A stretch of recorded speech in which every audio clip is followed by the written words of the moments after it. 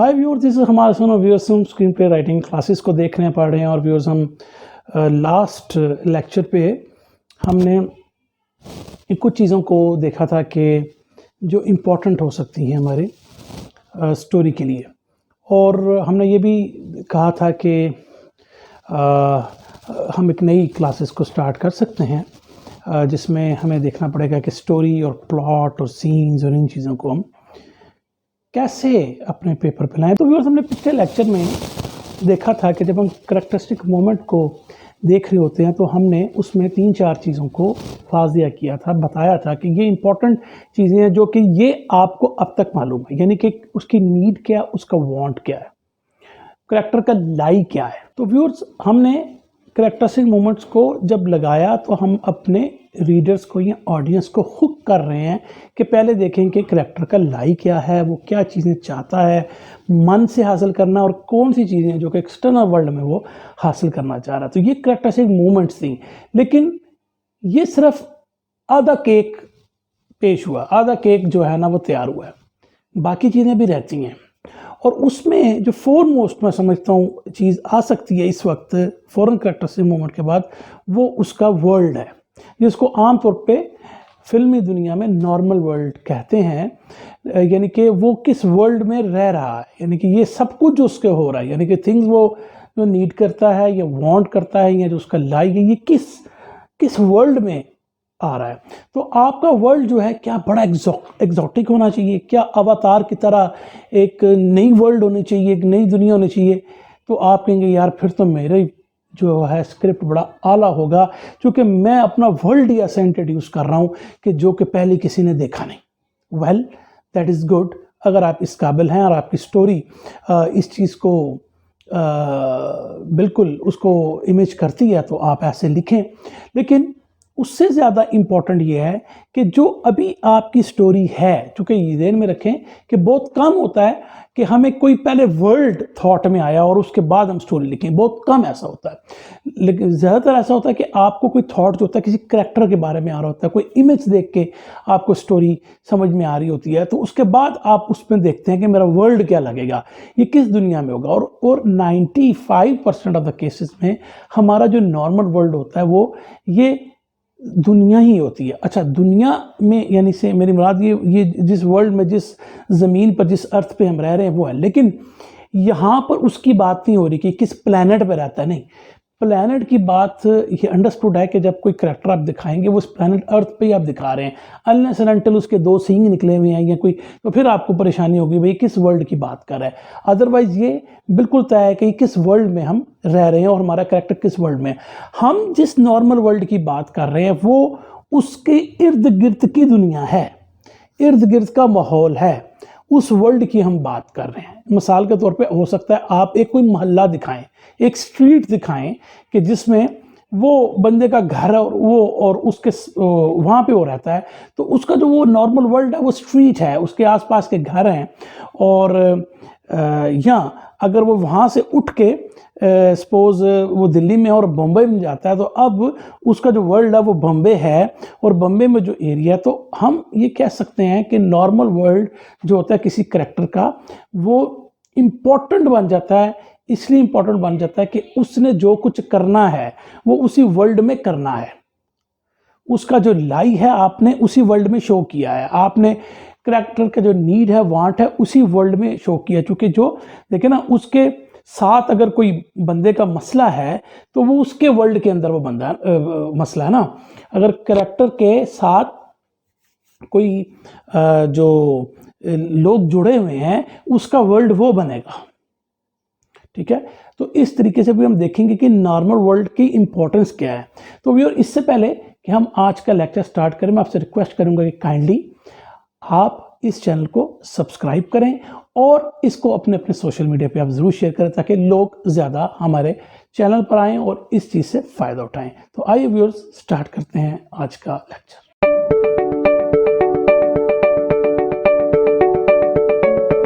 तो हमने जो व्यूअर्स करैक्टर की आर्क की ओपनिंग की है करैक्टरिस्टिक मोमेंट से, वो आधी ही अभी तय हुई है, यानी कि उससे हमें बिल्कुल हाफ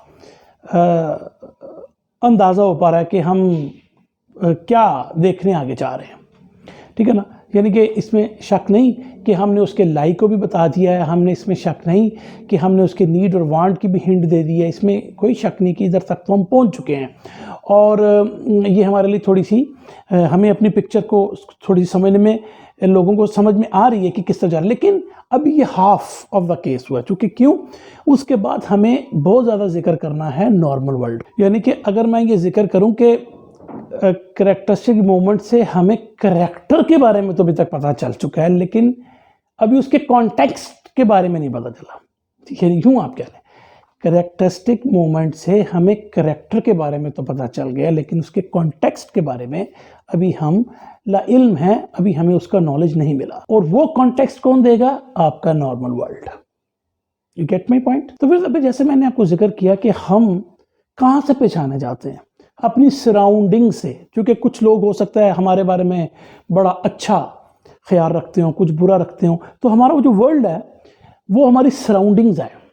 और सराउंडिंग में अगर लोगों के इंटरेक्शन को भी जो आपसे मिल रही हैं उस वर्ल्ड में है, वो उसका एलिमेंट उस वर्ल्ड का बन जाता है। तो गोया हम अपनी सराउंडिंग से हमारी रिफ्लेक्शन होती है, इसलिए कि हमारी लिमिटेशंस और हमारा जो चूँकि क्यों रिफ्लेक्ट होते हैं, क्योंकि ये हमारी चॉइसेस और लिमिटेशंस को रिफ्लेक्ट कर रही होती हैं।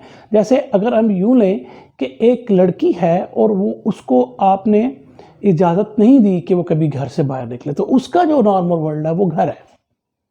उसमें जो लोग उससे इंटरेक्ट कर रहे हैं तो वो उसका नॉर्मल वर्ल्ड है, जिससे उसकी सारी बातों का हमें पता चलेगा। क्योंकि देखें ना, अगर आप ये सोचें कि भाई हम यहाँ पर क्यों मौजूद हैं, why we are in this place. आप पैदा हुए एक मोहल्ले में, आपने आंख खोली, आपको पता चलेगा यही मेरा वर्ल्ड है, ठीक है। आप अगर बम्बे में, तो बम्बे से बाहर की शायद अभी दुनिया आपने नहीं देखी, तो हो सकता है 15-20 साल तक आप कभी बम्बे से बाहर भी ना गए हों, या आप कभी लाहौर से या कराची में अगर रहते हैं तो उससे कभी बाहर ना गए हों। तो इट मीन्स कि हमारा जो हम ये सोचते हैं कि वाई वी आर हेयर, पहला क्वेश्चन जो हमारी सोच में आता है। और फिर यह है कि हम यहाँ पर क्यों हैं और क्यों, और हमने क्यों चूज किया कि हम यहाँ पर रहें, और हमें क्यों ये फोर्स किया गया कि हम यहाँ पर रहें। हो सकते हैं हम चाहते ही ना हो यहाँ पे रहना। तो ये कुछ क्वेश्चंस हैं, जब आप आंख खोलते हैं तो आपको अपने सराउंडिंग्स के बारे में, अपने नॉर्मल वर्ल्ड के बारे में पता चलता है। तो ये जितनी भी बातें मैं कर रहा हूँ, ये एक इम्पॉर्टेंट फैक्टर्स बन जाते हैं। ये तमाम फैक्टर्स रिवील करते हैं कि हमारी पर्सनैलिटी क्या है। इंटरेस्टिंग फैसेट्स जिसे हम कहते हैं, हमें किसी भी पर्सनैलिटी के बारे में, उसके बारे में हमें इंटरेस्टिंग, हमें फैक्ट्स पता लगने शुरू होते हैं। देखिए ना, कई दफ़ा ऐसा होता है कि आप ख्याल करते हैं कि यार फलां शहर के बंदे का ये मसला है। कई दफ़ा कई चीज़ें मशहूर होती हैं कि यार इसने तो धोखा ही देना है। कुछ शहरों के बारे में ये चीज़ें मशहूर होती हैं, ये कुछ इलाकों के बारे में ये चीज़ें मशहूर होती हैं। तो डेफिनेटली वो क्यों है? क्योंकि हमें उसकी सराउंडिंग्स का पता है। तो उस सराउंडिंग से हमें उस पर्सनैलिटी की कई इंटरेस्टिंग फेसेट्स का पता चलता है। और उसमें जब, यानी इसका मतलब है कि कहने का यहाँ पर ये मतलब है कि उसकी क्या वैल्यूज़ हैं, उसकी वीकनेसेस क्या हैं, उसकी स्ट्रेंथ्स क्या हैं, ये हमें उसके करैक्टर के नॉर्मल वर्ल्ड से भी कई चीज़ों का पता चलता है। तो व्यूअर्स, जब मैंने आपको कहा था कि फर्स्ट एक्ट में हम होते हैं, जिसको हम फर्स्ट फेज अपने लिहाज से कहते हैं, तो हम कहते हैं कि ये सेटअप है, और इस सेटअप में सबसे इंपॉर्टेंट रोल आपका नॉर्मल वर्ल्ड बताता है। चूँकि देखें ना, मिसाल के तौर पे अगर आप कोई ऐसी फिल्म, ऐसा स्क्रिप्ट लिख रहे हैं कि जिसमें कोई बंदा जो है एक कमरे में बंद हो गया और उसने वहाँ से निकलना, सर्वाइवल का मसला है, सिचुएशनल फिल्म है, तो वहाँ भी उसका वर्ल्ड क्या है, वो कमरा है। That is all. तो आपने सेटअप में, यानी कि पहले फेज में इसको इस्टेब्लिश कर दिया कि हमारी दुनिया भी इससे बाहर नहीं है, हमारे करैक्टर के वर्ल्ड इस टाइम ये है। इसका मतलब है कि अब जो भी प्लॉट रिवील होगा या जो भी पर्सनल या प्लॉट में चेंजेस आएंगी, वो सब कुछ इस नॉर्मल वर्ल्ड से की वजह से हो रही होंगी, ठीक है। तो जाहिर बात है, अगर आपने कमरे में एक बंदे को बंद कर दिया तो प्लॉट आप बाहर शहर का तो नहीं लिखेंगे ना, आपका मसला ही वो है, तो आपने उसी प्लॉट को अपने जो है उसी वर्ल्ड में ही उस प्लॉट को रिवील करना है। तो व्यूअर्स, जाहिर बात है, जब हमें ये पता लग गया कि अब हमारी ओपनिंग क्या है और हम किस वर्ल्ड में हैं, तो तभी हम कुछ अपने करैक्टर या स्टोरी की वो चीज़ें हम फोरशैडो कर पाएंगे, या वो ऑडियंस को बता पाएंगे कि जिसके लिए चेंजेस उस करैक्टर में आनी है या प्लॉट में आनी है, तो वो नॉर्मल वर्ल्ड उसको मैयर करेगा। तो फिर ये नॉर्मल वर्ल्ड है क्या? तो दूसरे लफ्ज़ों में आसानी के लिए हम वर्ड यूज़ कर लेते हैं सेटिंग्स। ये सेटिंग्स का वर्ड आपने कई दफ़ा सुना होगा कि भाई सेटिंग क्या है। जैसे अभी मैंने आपको बताया कि किसी ने हमें एक स्क्रिप्ट भेजा और वो था, उसकी दो सेटिंग्स थी, एक इंडिया की सेटिंग थी और एक अमेरिका की सेटिंग थी। तो आप मुझे बताएं कि एक ऐसा राइटर, मैंने उससे कहा सबसे पहले भाई ये कितने में बनेगी फिल्म, अंदाज़ा लगाओ। तो उसने कहा कि 100 करोड़ रुपए में बनेगी। तो मैंने कहा भाई 100 करोड़ रुपया एक नए राइटर पे कौन लगाएगा, जबकि उसकी स्टोरी में भी कोई दम नहीं है। तो इसका मतलब है कि जब आप एक स्क्रिप्ट लिख रहे होते हैं, सेटिंग्स आपके लिए बड़ी इंपॉर्टेंट होती है। और ख़ास तौर पे अगर आप एक नॉविस राइटर हैं, अगर आप पहले ही स्क्रिप्ट में, जबकि आपको अभी कोई अपने पे कॉन्फिडेंस नहीं है या आप नहीं अभी समझ पाते कि मेरा स्क्रिप्ट इस काबिल है, तो अगर आप ऐसी सेटिंग्स बनाकर स्क्रिप्ट को भेजेंगे तो वो पहले, जो मैं आपको बताता हूँ कि प्रोड्यूसर क्या देखता है कि भाई ये कहाँ पे शूट होनी है, सेटिंग्स क्या है इसकी। जब उसकी सेटिंग्स आप देखेंगे तो करोड़ों में चली जाएगी, तो वो कहेगा भाई बंद करो, इसकी स्टोरी पढ़ो भी ना। वजह है कि कोई आपको नहीं जानता, वो आपकी स्टोरी पे क्यों इतने पैसे लगाएगा। तो ये राइटर के पॉइंट ऑफ व्यू से भी बड़ा इंपॉर्टेंट होता है कि सेटिंग्स जो है वो सिर्फ इसलिए नहीं कि आप जो अपने करैक्टर को दिखा रहे हैं उसकी सेटिंग्स इंपॉर्टेंट है उस करैक्टर के लिए, लेकिन अगर आप अपने लिहाज से उसको देखेंगे तो ये आपके लिए भी एक चैलेंज है कि आप कैसे जो है इसको बनाएंगे। अगर आप ये देखें कि अगर इंडिया में कोई अवतार का कॉन्सेप्ट पेश करता और वो राइटर जो है वो उसकी पहली फिल्म होती, आपका ख्याल है कि किसी ने इतनी महंगी VFX पे, यानी कि इतनी महंगी विजुअल इफेक्ट्स पर फिल्म बनाने के लिए कोई हामी भरता? कोई भी नहीं।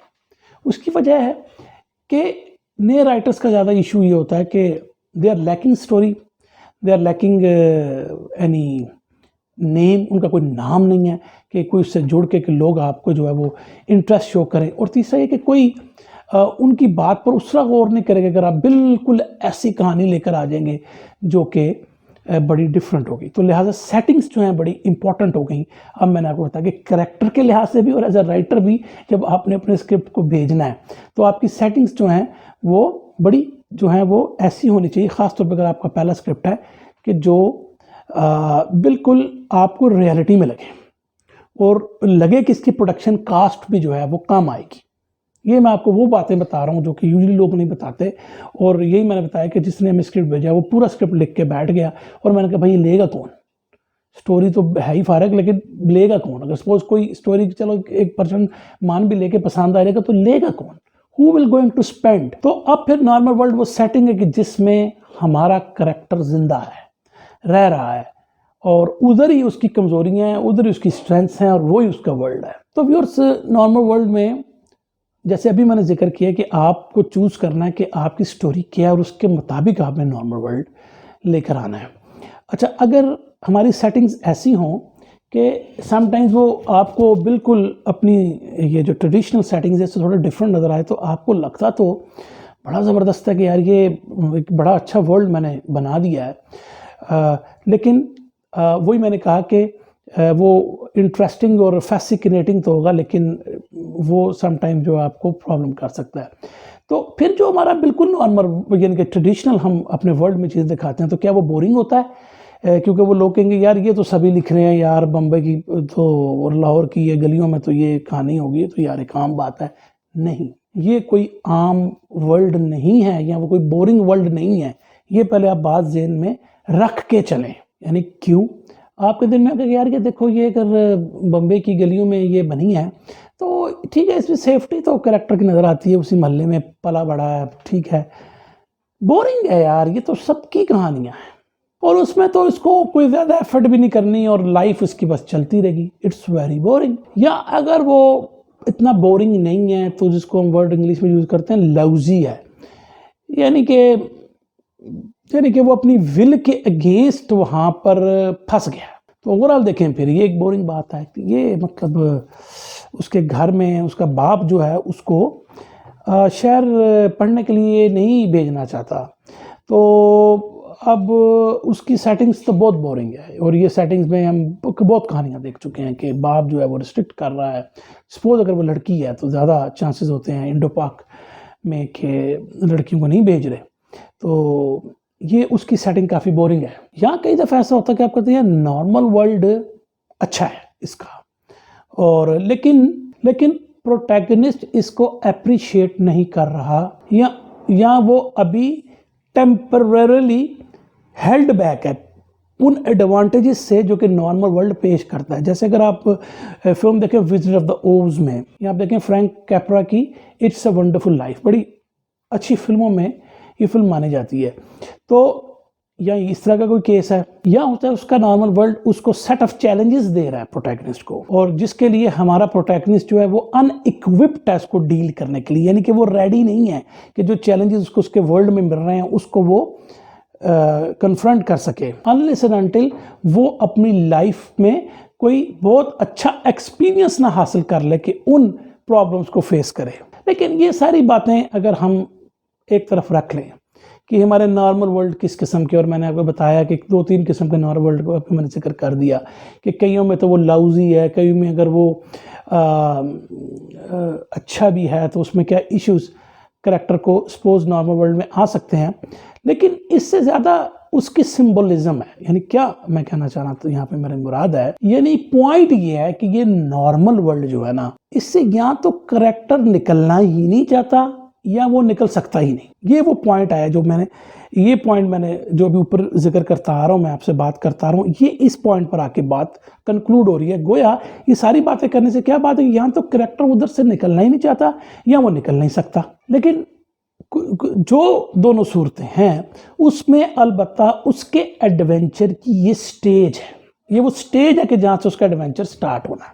ओके, सम टाइम वो नॉर्मल वर्ल्ड को फॉर ग्रांटेड समझता है कि यार इस वर्ल्ड ने तो बस अब चलते ही मेरे ऐसी वर्ल्ड ने इसी तरह ही चलते रहना है। लेकिन किसी वक्त वो अपनी स्टोरी को स्टार्ट ही करता है कि उसको पता है कि उसका नॉर्मल वर्ल्ड क्या है, जैसे कि अवतार में मैं आपको जिक्र कर, और वो समझता है कि ये सिर्फ जो वर्ल्ड है ये सिर्फ टेम्पररी, यहाँ पे मैंने रुकना है और फिर मैंने यहाँ से निकल जाना है या वापस आ जाना है। मैंने जरा अवतार की एग्जांपल दी, तो उसका भी यही ख्याल था जेक सल्ली का कि ये एक टेम्पररी वर्ल्ड है, मैंने बस ये काम करके वापस आ जाना, लेकिन वो उस तरह वापस तो ना आ पाया। लेकिन मैं ये सारी बातें करने के बाद जिस बात को एम्फसाइज करना चाहता हूँ वो सबसे इम्पोर्टेंट है कि नॉर्मल वर्ल्ड का जिक्र हम कर रहे हैं, हम देख रहे हैं, और हमने कुछ बातों को इस्टेब्लिश किया कि नॉर्मल वर्ल्ड क्या है और किसी करैक्टर के लिए वो क्यों इम्पोर्टेंट है। और मैंने कहा फिर जिक्र किया कि सिंबलिज्म, यानी और सिंबलिज्म क्या है, असल में उसके वो करैक्टर के इनर वर्ल्ड की सिंबलिज्म है। अभी बात करते हैं, पहले इस बात को आप समझें। तो आपने अब अपने नॉर्मल वर्ल्ड को ये सिंबॉलिक रिप्रेजेंटेशन करवा रहे हैं आप उसके इनर वर्ल्ड की। ये है असल बात, और यही स्टोरी होती है और यही कैरेक्टर आर्क्स होते हैं। नहीं, आपके ज़हन में तो कोई मोहल्ला है ना, सपोज मैंने जैसा सेटिंग है ये वो, लेकिन असल में नहीं, असल में हमें उसको सिंबलाइज करना है, उसके अंदर की दुनिया क्या है उसको सिंबलाइज करना है। किस तरह कि जो उसका लाइक है ना, वो उसके अंदर है ना, तो उसके नॉर्मल वर्ल्ड को वो ड्रामेटाइज कर दे। फिल्म सारी ड्रामेटाइज होती है, इवेंट ड्रामेटाइज होते हैं, ड्रामा को बढ़ाने के लिए इवेंट्स होते हैं, सीन्स होते हैं। तो मैं क्या कह रहा हूं कि हमने नॉर्मल वर्ल्ड को सिंबलाइज कर दिया आपके इनर वर्ल्ड से। गोया मैं ये कह सकता हूं कि आपका जो लाई है, कैरेक्टर का जो लाई है, नॉर्मल वर्ल्ड उसके लाई को ड्रामेटाइज करेगा, और इस तरह आप सिंबलाइज कर पाएंगे अपने कैरेक्टर के इनर वर्ल्ड को। इसका मतलब है कि जब वो ड्रामेटाइज करेगा तो वो एम्पावर कर रहा है लाई को, और इस तरीके से वो कभी भी, यानी वो लाई के साथ ही चलेगा जब उसको एम्पावर कर दिया, और कभी भी वो पीछे नहीं देखेगा, क्योंकि उसके नॉर्मल वर्ल्ड ने, गोया नॉर्मल वर्ल्ड में देखे ना, हम जब लाई अपने में रखा होता है तो हमें चीजें भी वैसी नजर आ रही होती हैं। हम उसको सरफेस पे ही बस देख रहे होते हैं। मिसाल के तौर पे अगर वो एक बिगड़ा हुआ इंसान है, वो शराबें पीता है और सिगरेट पीता है और नशा करता है, तो वो क्लब में सपोज आप एक सीन दिखा रहे हैं, तो वो उसका नॉर्मल वर्ल्ड, उसकी सेटिंग क्या है, वो क्लब क्या कर रहा है, उसके लाइफ को एम्पावर कर रहा है। वहाँ पे और लोगों को भी वो देखेगा, वो सब नाच रहे हैं, वो शराबें पी रहे हैं, तो इसका मतलब क्या हुआ कि उसने उसके नॉर्मल वर्ल्ड को, जो उसके इनर के लाई है, उसको एम्पावर कर रहा है। ठीक है ना। तो इस तरीके से आप अपनी सेटिंग्स को देखेंगे। तो यही वजह है कि सेटिंग्स जो है आपके करैक्टर के इनर वर्ल्ड को, जो कि लाई है, उसको रिफ्लेक्ट कर रही हैं, और इसी तरीके से फिर आप अपने सीन डेवलप कर पाते हैं। ऐसे नहीं कि आपने एक सीन बस हवा में लिख दिया और उसका कोई आपके करैक्टर के साथ कोई लिंक नहीं बन रहा हो। ये बड़ा इंपॉर्टेंट बात है जो कि हम अक्सर इग्नोर करते हैं, और मंजे हुए राइटर भी इसको इग्नोर करते हैं। क्यों? क्योंकि वो प्लॉट की रो में बह रहे होते हैं, स्टोरी भूल चुके होते हैं। अब उनको प्लॉट खींच के ले जाता है स्टोरी। हमेशा याद रखें, प्लॉट चूंकि एक विजुअल चीज़ है, और प्लॉट आपकी स्टोरी को निचोड़ के लेके भाग जाएगा और आप मुंह देखते रह जाएंगे, आपकी स्टोरी कहीं भी नहीं रहेगी। तो लिहाजा आपको ये चेक एंड बैलेंस रखना है। एक इसकी एग्जांपल मैंने आपको बताई कि आप एक सीन डेवलप कर रहे हैं, जो वो सीन बेसिकली उसकी सेटिंग जो है वो सिंबलाइज हो रही है करेक्टर के लाई से। जैसे मैंने अभी आपको क्लब की एक मिसाल दी, तो जब फर्स्ट प्लॉट पॉइंट आ जाता है, जिसके मैंने आपको कई नाम भी बताए हैं, तब तक वो नॉर्मल वर्ल्ड शेक नहीं होगा जब तक वो पॉइंट आ नहीं जाता कि जहां से उसका लाई जो है वो शेक हो रहा है। क्यों? क्योंकि उस पॉइंट पर उसका नॉर्मल वर्ल्ड चैलेंज हो गया है। अब नॉर्मल वर्ल्ड पैदा कैसे करें, लिखे कैसे, क्रिएट कैसे करें, ये इंपॉर्टेंट क्वेश्चन बनता है। तो ये जब आप लिख रहे हो, तो सबसे पहले आपने ये देखना है कि आपके जो करेक्टर का लाई है, करेक्टर अपने लाई पर बिलीव क्यों करता है। ठीक है ना।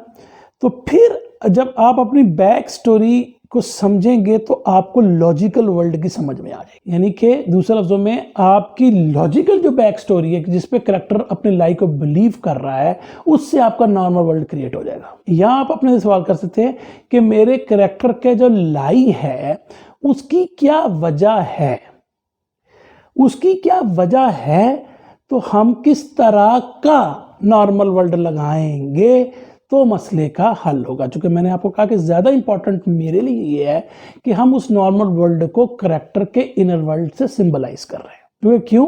क्योंकि हमने पहले उस लाई को चलाना है, यानी कि उसका लाई प्रॉस्पर करेगा उस वर्ल्ड के साथ, उसका लाई उस वर्ल्ड के साथ प्रॉस्पर करेगा। ठीक है। अगर वो एक मगरूर लड़की है और उसका लाई ये है कि अपने से नीचे को जलील करके रखो, तो आप ज़्यादा चांस ये है कि उसको एक अमीर लड़की शायद दिखाएं। मैं ये नहीं कह रहा कि ज़रूरी यूँ ही करें, लेकिन एकदम जो मेरे जहन में बात आई आपका, तो आप उसकी सेटिंग क्या करेंगे, एक वो बड़े अमीर घर में पैदा हुई है, क्योंकि वहाँ पे उसका लाई जो है वो प्रॉस्पर करेगा। मैं एक मिसाल दे रहा हूँ, ज़रूरी नहीं कि हर केस में यूँ ही हो। स्टोरीज बहुत किस्म की होती है, इसके कोई लिमिट्स नहीं है। लोग बड़े बड़े जीनियस बैठे हैं जो बातों को निकालते हैं। तो यहाँ पर बेसिक चीज़ की बात कर रहा हूँ, और वो ये है कि हमने कैरेक्टर के लाइफ को प्रॉस्पर कर दिया उस सेटिंग्स के साथ। क्योंकि उसका आउटर वर्ल्ड जो है वो उसके इनर वर्ल्ड का रिफ्लेक्शन। और ये मैं बातें पहले भी आपको करता चाह रहा हूँ। तो जैसे मैंने आपको अभी ये एग्जाम्पल दी कि बड़े अमीर घर में उसके हमने सेटिंग्स दिखा दी, तो असल में तो एट द सरफेस तो बड़ी कंफर्टेबल उसकी दुनिया नज़र आपको आ रही होगी, लेकिन असल में अंदर में वो मिजरेबल होती जा रही होगी। यही सारी स्टोरीज होती हैं। हम क्या कोशिश कर रहे होते हैं, हम कोशिश कर रहे होते हैं कि कैसे हम सीन क्रिएट करें। यानी आपके दिल में है ना कि मैंने इसको लड़के को बड़ा बहादुर दिखाना है, तो अब मैं ऐसा करूं, उसने लड़की को इम्प्रेस भी करना है, लड़की को भी उधर ले आऊं और मैं जो है उसको इम्प्रेस भी करके दिखाऊं। तो हम असल में स्टोरी के बहाव के साथ नहीं चल रहे, हम प्लॉट को देख रहे हैं, हम सरफेस में जो चीज़ें हो रही है, लेकिन स्टोरी होती है वाई। यानी कि मिसाल तो अगर वो गोली चलाता है एक बंदे पर, तो क्वेश्चन ये नहीं कि गोली चली, ये तो सीन पर दिखा दिया, लेकिन गोली क्यों चली, असल में क्वेश्चन ये है। और वही आपकी स्टोरी होती है। तो ये हम नहीं देखते ना, हमें पता है, मैं आपको ऑनेस्टली कह रहा हूँ, ना, यानी कि जो हमारे मंजे हुए राइटर्स भी हैं। 1% की हमेशा गुंजाइश रखा करें। वो लोग जीनियस होते हैं वो, और मतलब कुछ जो अच्छे राइटर्स लिखने वाले हैं उनको इन बातों का पता, ये नहीं कि मैं दुनिया में पहला बंदा जो आपको सिखा रहा हूँ, नहीं, पता लोगों को। लेकिन इवन आपको पता हो, आप खुद भी देख लीजिएगा, जब ये इतना आसान नहीं कि आप एक दिन में इसको ग्रिप कर लें। ये सबसे मुश्किल एरिया है, स्टोरी प्लॉट। अच्छा, अब देखें, मैंने आपको अभी थोड़ी देर पहले बताया है कि प्लॉट में इतनी कशिश होती है कि वो आपकी स्टोरी को खींच के बाहर ले जाते हैं और आप प्लॉट के अंदर घूमते रहते हैं। और इसी तरह मंजे हुए राइटर्स जो कि इन बातों को समझते भी हों तो वो प्लॉट की रो में बह जाते हैं। तो इसी की ही सारी बात होती है, क्योंकि समटाइम क्या होता है कि हमारे पास टाइम होता है कम, हमने 6 प्रोजेक्ट पकड़े हुए हैं, कौन इतना टाइम लगाया यार, लिखो मारो इधर, किसने समझना है बात को। तो फिर अगला क्वेश्चन ये बनता है कि अब हम अपना नॉर्मल वर्ल्ड वो क्या बनाएं जिससे उसका एडवेंचर वर्ल्ड, जो कि सरफेस की बात है, जो कि हमारे सीन्स की बात है, वो प्लॉट को कंट्रास्ट में रखे और उसी के जरिए आप अगले 2 एक्ट्स को पूरा करते हैं। समटाइम्स क्या होता है कि करेक्टर अपने नॉर्मल वर्ल्ड को हमेशा के लिए छोड़ जाता है। जैसे अगर जेन एयर में आप देखें तो वो अपनी आंट का घर छोड़ के तो वो स्कूल में चली जाती है, तो बेसिकली अपने नॉर्मल वर्ल्ड को छोड़ा और एक ड्रामेटिक वर्ल्ड में चली गई। नॉर्मल वर्ल्ड में तो कोई इतना ड्रामा नहीं हो रहा, आप हमेशा से रह रहे हैं उसमें, कोई तो ड्रामा तभी पेश आएगा जब एक नए वर्ल्ड में जाएंगे। और ज़्यादातर हम देखते हैं कि ऐसा कोई वर्ल्ड नहीं होता, करेक्टर जो है अपने नॉर्मल वर्ल्ड में ही रहते हैं। तो इस केस में क्या होता है कि आपका उस तरह वर्ल्ड नहीं चेंज हो रहा, यानी एडवेंचर, लेकिन इसमें जो एडवेंचर आ रहा था बेसिकली वो चेंजिंग वर्ल्ड ही होता है, यानी कि उसकी वर्ल्ड चेंजिंग की शक्लें बदल, facet of the world changing हो रही होती है। तो ये उसका एडवेंचर वर्ल्ड बन जाता है। जो भी हो, नॉर्मल वर्ल्ड से एडवेंचर वर्ल्ड में जाएंगे आप, नॉर्मल वर्ल्ड में ही अपने उसके वर्ल्ड की चेंजिंग फेसेट्स बदलते जाएं। दोनों ही सूरतों में आपको क्या करना, आपको उस ड्रामेटिक कंट्रास्ट में जितना पॉसिबल हो जाए सर्वाइव करना है। और नॉर्मल वर्ल्ड इसलिए भी इंपॉर्टेंट बन जाता है क्योंकि आपने अपने ऑडियंस को दिखाना है कि उसका वर्ल्ड क्या था, उसका माजी क्या था और क्यों ये डिस्ट्रक्टिव है।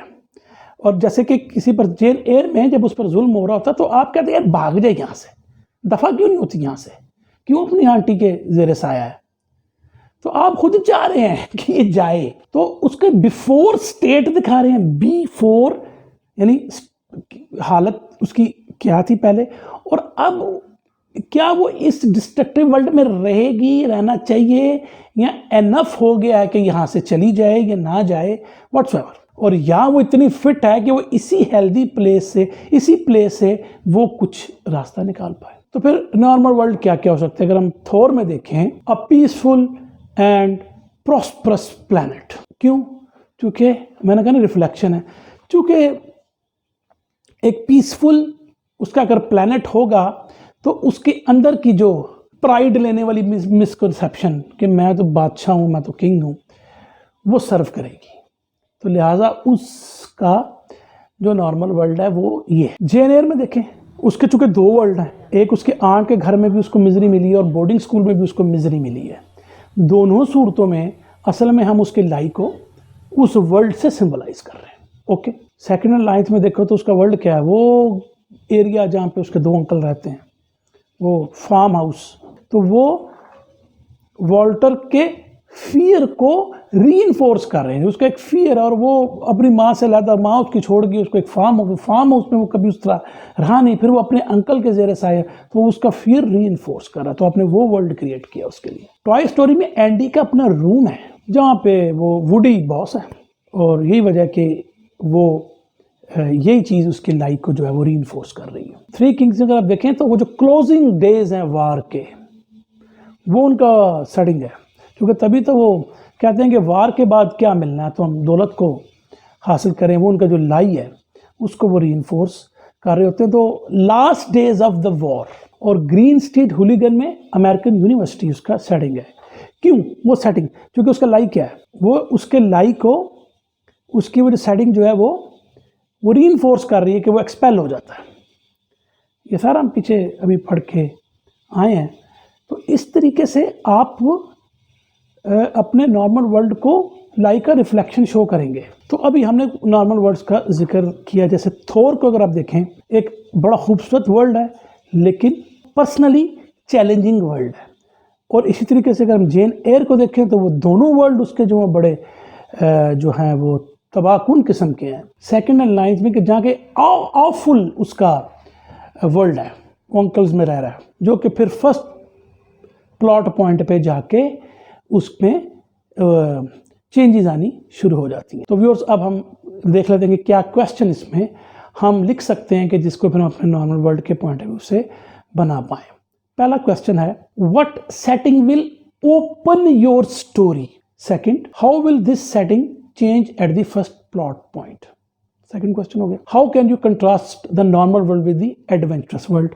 थर्ड क्वेश्चन आ गया। फोर्थ है, how does the normal world dramatize और have a contrast to your life? How does the normal world dramatize और symbolize the inner world of your character? पांचवा, how does the normal world causing और empowering the life of your character?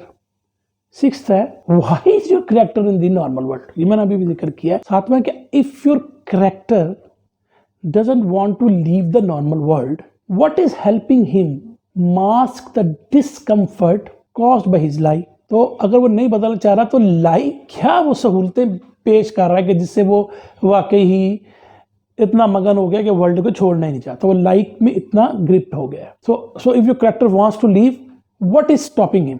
क्या चीज उसको रोक रही है? Will the character return to the normal world at the end of the story? क्या character फिर वापस भी अपने नॉर्मल वर्ल्ड में आएगा? ये आपने अपनी स्टोरी के पॉइंट ऑफ व्यू से देखना है। और इंपॉर्टेंट क्वेश्चन है, if the normal world is very good, तो फिर क्या कैरेक्टर अपने आप को चेंज करेगा कि फिर उसको बिल आखिर वो मान ले? तो ये आपका 10th क्वेश्चन बनता है। तो व्यूअर्स, ये कुछ चीज़ें थी जिसमें हमें बताना था, इम्पोर्टेंट था कि ये चीज़ें आएंगी। तो फिर इसके बाद बेसिकली अब आ जाते हैं प्लॉट्स। तो प्लॉट में अब हम प्लॉट को कई तरीके से पढ़ के आ चुके हैं और 6 जो हमने एक्ट्स में जिक्र किया था, अपने प्लॉट को बड़े तरीके से देखा था। तो अब अगेन ये क्वेश्चन बनता है कि क्या अब हम यहाँ पर जनरली 3 एक्ट प्लॉट को पढ़ें, फर्स्ट प्लॉट पॉइंट को पढ़ें, सारी चीज़ें मेरे ख्याल में ये चीज़ अब ग्रिप कर चुके हैं। तो अब इसमें से हम ये चीज़ें निकाल देते हैं प्लॉट वाली। तो अब हम अपनी, जो कि मैंने पहले भी सोचा थी, सीरीज़ थोड़ी शॉर्ट पर हो जाएंगी और फिर हम इसको देखेंगे कि अगला लेक्चर क्या किया जाए। थीम पर आगे बात आ सकती है और हम देख सकते हैं कि क्या फिर हम अगेन स्टोरी को स्टार्टिंग से लेकर चलें। तो ये आप अपने कमेंट्स में बताएं कि मतलब अगर मैं चाहूँ तो एक आध क्लास करके तो इसको वाइंड अप किया जा सकता है। मैं सोच चुके बहुत सारी चीज़ें हम स्टोरी के पॉइंट ऑफ व्यू से भी ले सकते हैं, लेकिन टेक्निकली चीज़ों को बताना भी बड़ा इंपॉर्टेंट है और मेरे ख्याल में ये लेक्चर्स आपको बड़ी हेल्प करेंगे। तो व्यूअर्स, मिलते हैं बहुत जल्द नए लेक्चर में। Thank you very much.